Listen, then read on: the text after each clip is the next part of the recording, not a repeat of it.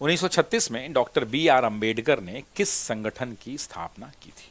आपसे पूछ रहा है कि 1936 में बाबा साहब डॉक्टर भीमराव अंबेडकर ने किस संगठन की स्थापना की थी?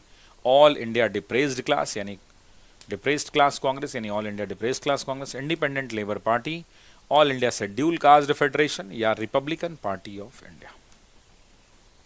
कमेंट में आंसर बताइए। अब इंडिपेंडेंट लेबर पार्टी की बात कर लेते हैं।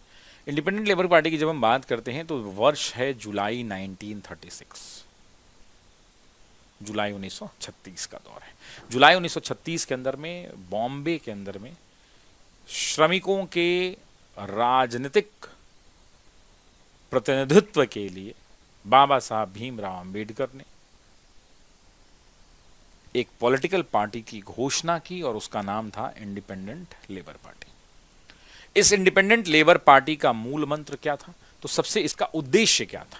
तो इसका उद्देश्य था जो श्रमिक वर्ग है, जो श्रमिक वर्ग है, श्रमिक वर्ग जो है का राजनीतिक प्रतिनिधित्व, इसका क्या है? राजनीतिक प्रतिनिधित्व, श्रमिक वर्ग का राजनीतिक प्रतिनिधित्व करने के लिए एक पॉलिटिकल पार्टी की स्थापना बाबा साहब भीमराव अंबेडकर द्वारा की गई। इन्होंने दो काम किया। इस जो पार्टी ये जो बनाई आईएलपी, इनके मूल सिद्धांतों के अंदर में आर्थिक आधार पर विशेष रूप से फोकस किया गया। पहला, इन्होंने कहा कि श्रमिकों के आर्थिक शोषण से मुक्ति दिलाएंगे, उत्पादन के साधनों पर नियंत्रण करेंगे, समता मूलक आर्थिक व्यवस्था रखेंगे और वर्गीय संघर्ष की अवधारणा को समाप्त करेंगे। चार बातें इन्होंने कही। पहली बात, इन्होंने कहा कि श्रमिकों के आर्थिक शोषण से मुक्ति। श्रमिकों का किस चीज से?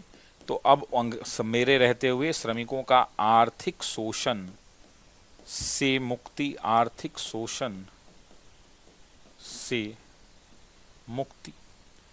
दूसरा, इन्होंने एक और बात कहा कि इन्होंने कहा कि जो एक वर्ग का दूसरे वर्ग से लड़ाई झगड़ा संघर्ष हो रहा है, उस वर्गीय संघर्ष की अवधारणा से मुक्ति।